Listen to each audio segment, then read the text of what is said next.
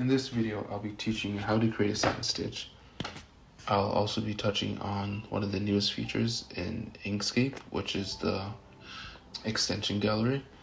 And I'll show you how to correct or look out for certain mistakes when trying to create a satin stitch. So let's get into it. So in order to view this extension gallery, you need to be updated to the latest version, which will show you all of the extensions that you could run in InkStitch. So I'll show you here how to add it to your tab. You just click on this down arrow, scroll down until you see extension gallery, click that, and it will add it to your tab along with your layers panel. So when I'm creating my rungs, this part here, I'm basically telling the machine which direction I want my stitches to run. And when it comes down to the bridge here between the A, you want to curve the line so that it connects both legs to the bridge so that it doesn't cut off, but I'll show you that in a second here.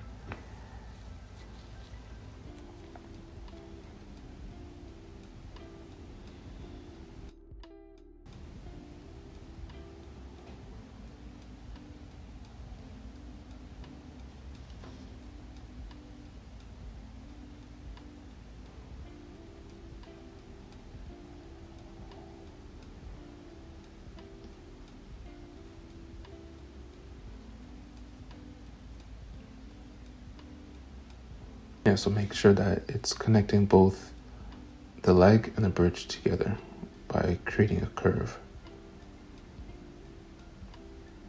It doesn't have to be perfect as long as you could tell that it's connecting between both the leg and the bridge. Now there's two lines missing, and I'm going to show you what happens when you don't include it. So two straight lines would have to flow here and here to then connect the top and the bottom, because the bridge in the middle signals to the machine that, hey, this is a new connection, and it kind of breaks the flow of the design. So you still have to connect that.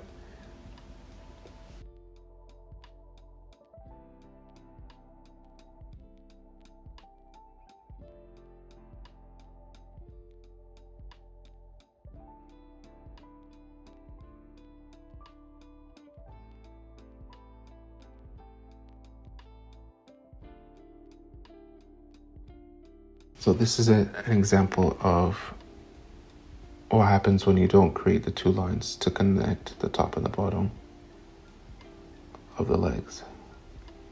You have this huge gap in the middle.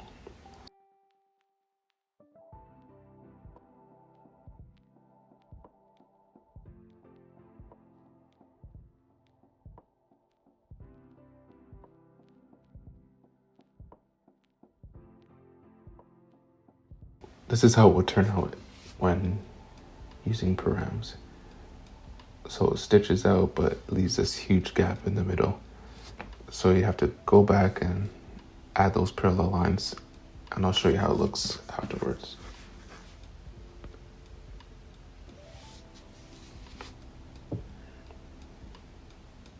So add one here, add the second one here. Select all, and you'll see the difference between this one and the one before.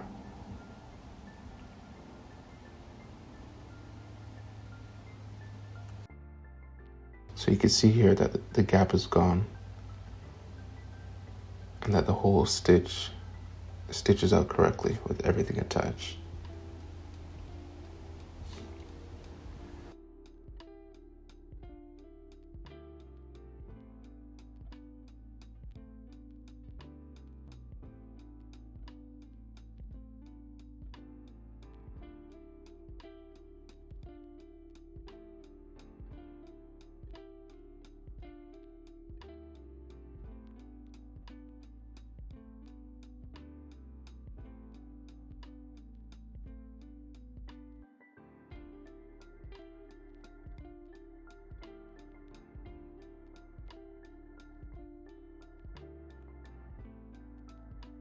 And now we can continue on with the rest of the letters. So D, the O is pretty simple.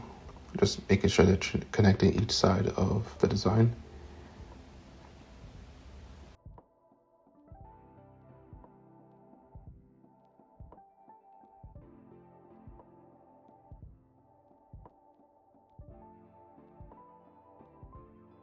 So let's continue here.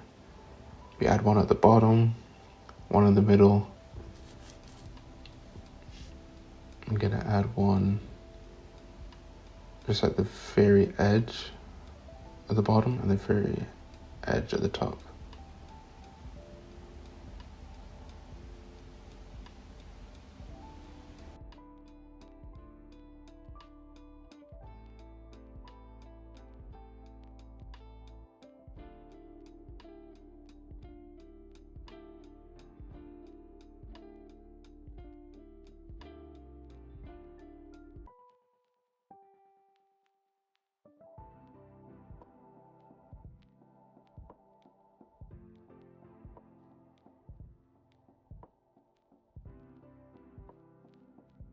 So we've already done the A, so it's just basically the same steps from before.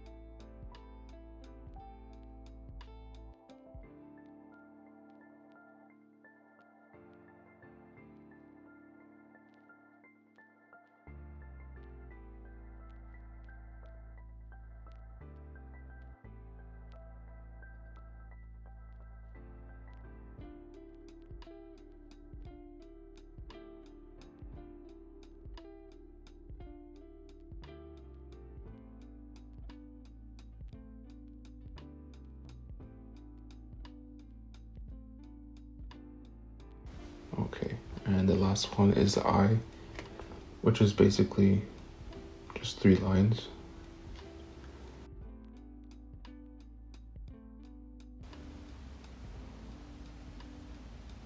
And we're good to go.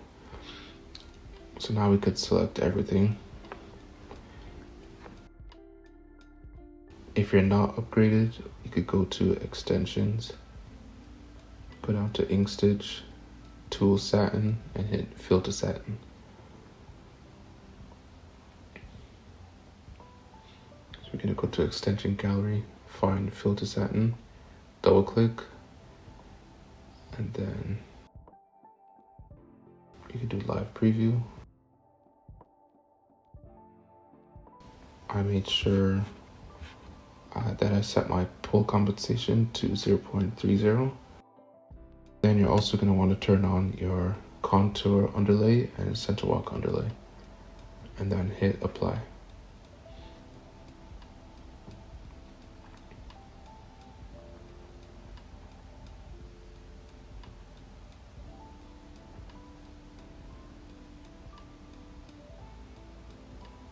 So center walk underlays on, contour underlays on. Go back to satin column, short stitch inset, which is basically what controls how the stitches behave. Pull compensation I put to 0.30, which we did before. Reverse rails is automatic. Going down to running stitch length, I left that at 2.5 millimeters, so this controls how long the travel stitches are inside the column. And now we could go save our settings.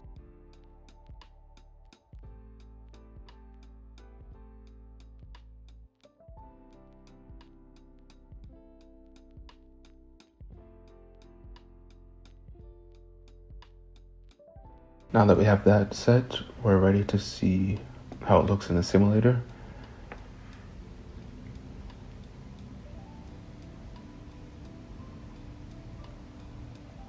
So this is how it looks. Now let's go check out how it looks in our stitch plan preview.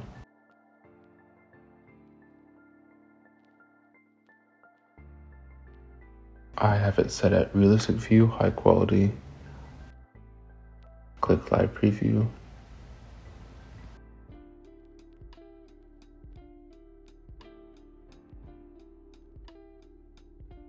This is the realistic render of how your design will look once it's stitched out in your embroidery machine.